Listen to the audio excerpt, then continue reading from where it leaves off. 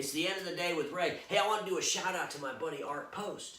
You know, Art Post, the day after Al Gore invented the internet, decided to come up with the P4P hotel blog. He delivered the future to the present 20 years ago. He's way ahead of his time. That blog today is visited by executives from all the manufacturers, sales reps from all over the world, service managers from all over the world, dealer owners from all over the world. You get the picture. A whole lot of people go to Art's site.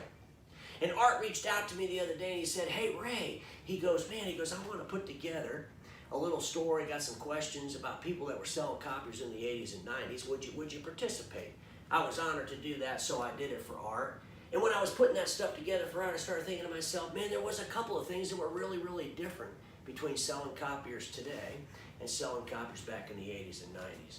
And one of those things that's really stood out to me was I remember as a rep going up and down the street carrying that copier on the coffee cart behind me, and you'd go into an account and they wouldn't even have a copier. And you'd show them, you do the demo, because, they got to see one because they never saw one before. And they say to you, well, what would we do with that?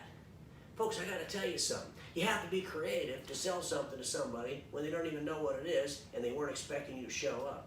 But those were the good old days, because if you were creative, you were definitely a differentiator against your competitor.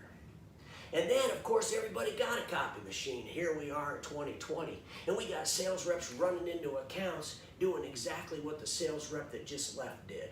We're selling the same way, we're presenting the same way, we're servicing the same way, we got the same lease documents, everything's the same, it's a sea of sameness, and then we're afraid to call it a commodity, when in all reality, if a buyer has multiple choices to do something exactly the same way, that defines a commodity.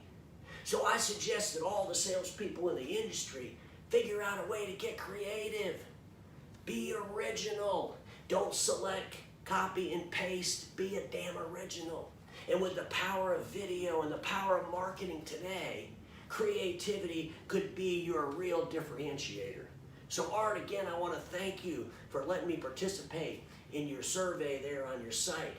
And thank you for, sharing my content on your site for these last few years. And my friends in the imaging channel, remember this: status quo is the killer of all that'll be invented. Don't get stuck in status quo, and have a great evening.